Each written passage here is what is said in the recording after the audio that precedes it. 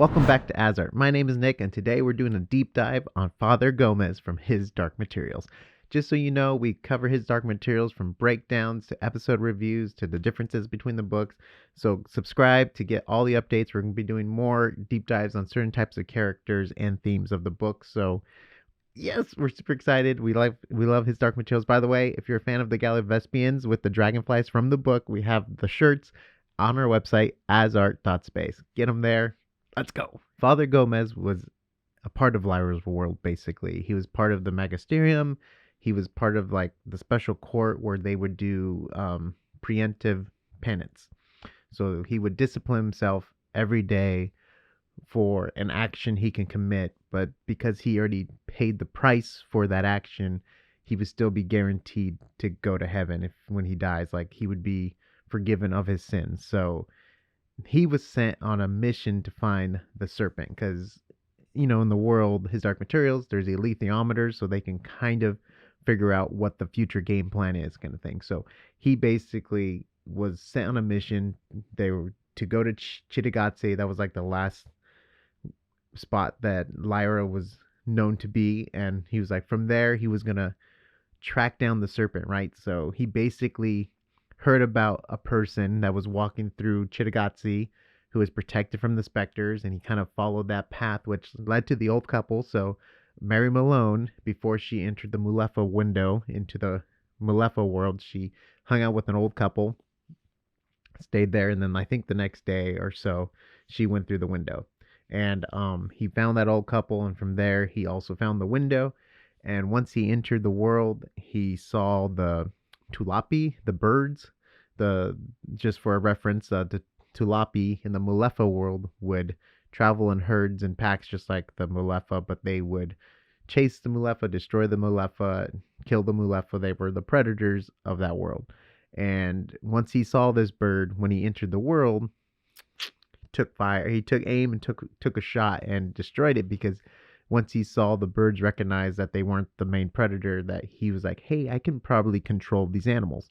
So that is what led to basically him in the Mulefa world. And from there, we don't really hear too much from him except for when the night Mary Malone kind of has this revelation about dust and this epiphany on at night. She's like up by her trees. She's walking back to the Mulefa village, or walking back to the Mulefa village, and then she realizes one of the Talapi was alone and not in a pack. She's like, "Oh, that's weird." And then when the Talapi got off or stopped in the water, she saw a piece of it get off. She's like, "What the heck?" And she realized it was a man with a gun using her amber spyglass. So she's like freaking out because he was going through the Malefa camps looking for Lyra. And what's also interesting too, his only target was Lyra. It wasn't Will. It wasn't even really the serpent. It was more like he follows the serpent to kill Eve. So I hope that's making sense. So basically, he doesn't find Will and Lyra at the camp because Will and Lyra are actually sleeping under the tree. They're not in the hut, and he's almost baffled, like he knew that he would find them there. So he's a little bit confused, and then he goes, and then the next morning, basically, is when Will and Lyra do their alone time, when they start to fall in love, and he's tracking them. Also, something I forgot to mention at the beginning, but he has a silver green beetle as his demon, or it's like a beetle-like demon, and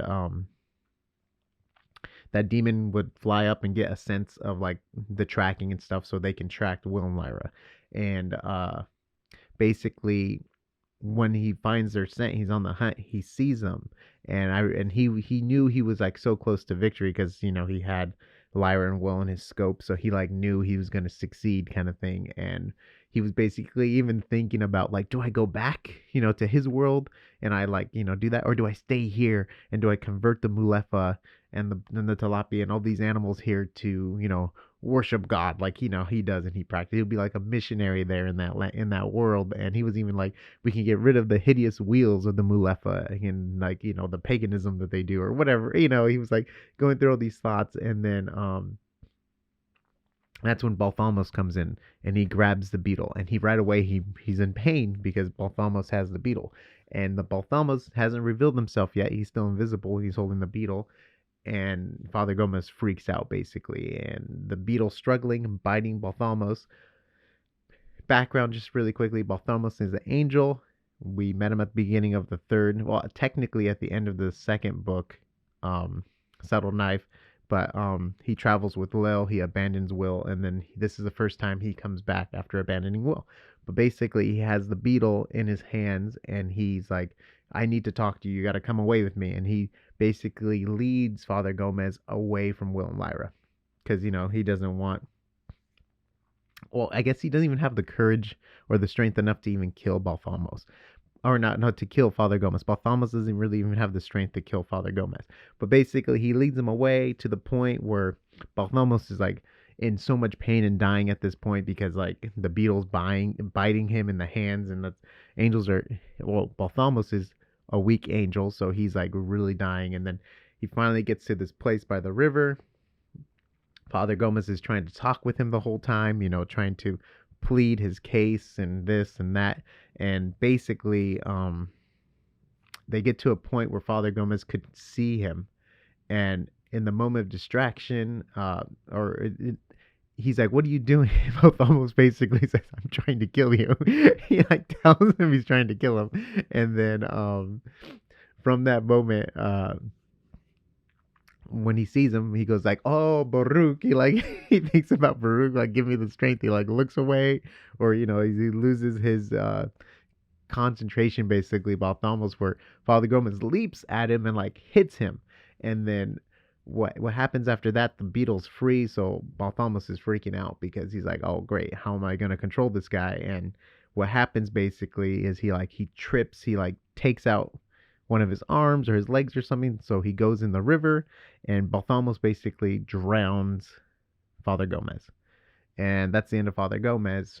And the only other line that basically happens to Father Gomez is one of the blue lizards of the Mulefa world takes him and hides him away. And then so the Will and Lyra would never see him because his body is disposed of. And also his gun is left there to basically rot and hide in the plant. And then from that moment, Balthamos, already weak and he knows Will and Lyra are safe, he basically lets himself go so he can be with Baruch. Woo! I hope that helps. That's basically Father Gomez's storyline. It's not a lot, but it's very important to the book because he's like the last ditch effort for the prophecy to not come true, but because Balthamos comes back to be a hero. And it's also, that never happens. And it's also really cool too because like Will and Lyra never even know about this. And I love some of the stuff in the book where Will and Lyra doesn't even know the sacrifices that happened to keep them safe, like with their mom and dad, and when they fought, the Lord Regent. And even this, it's super super cool that it's just background stuff, but it really builds the world and the lore and stuff like that. So if you guys have any other questions on Father Gomez, I think I pretty much covered everything there is to know about Father Gomez. Did the show do it right? Well, the show messed up in a couple places because the show has Father Gomez around for scenes he doesn't even need to be a part of. Like when they go after Lyra and Mrs. Coulter at the cabin, he doesn't need to be there. He's not even there. He's nowhere to be seen. He's supposed to be on the hunt and the prowl. So every scene from season 3 of His Dark Materials, basically where you see him interacting with Mrs. Coulter or the Magisterium or anything like that, he's not even supposed to be there. He's supposed to be off on his journey. So I think they added him in more just so we got more background on him. But I don't know if that was done right, but it's a choice they made. And then the other thing they really changed from the book was his demon. In the show, he has a spider. In the book, he has a beetle. But they used the tracking beetle from season 1 to find Lyra. So technically, I guess, because they didn't use the alethiometer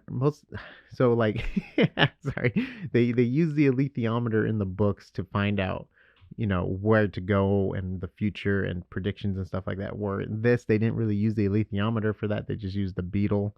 So they replaced the beetle with the tracking his demon beetle with the tracking beetle, and they gave him a spider. So those were some of the major changes, and then also the major change to the way he died. Um, he died from Balthamos killing his demon, where in the book he dies from Balthamos basically drowning him. So, and another big change from his story is there's no Tulapi birds in the Mulefa world at all. So that was a huge part of his character, riding around on the Tulapi and stuff like that. So those were some of the major book show differences of the character Father Gomez. So comment down below other deep dives you would like to have on certain characters or demons or other stuff like that. We have stuff on Land of the Dead, harpies, demons, the man in the box. If you guys have a question about who that old man was in the box in season 3, like episode 7, it's just so sparse. There's not a lot on the book either, but we do a cool deep dive on it. And hope you guys enjoyed this video. If you like to give it a thumbs up. If you go to AsArt.space, you can get audio, video links, and our shirts for the Galavespian shirts. Comment down below, and we'll see you on the next AsArt.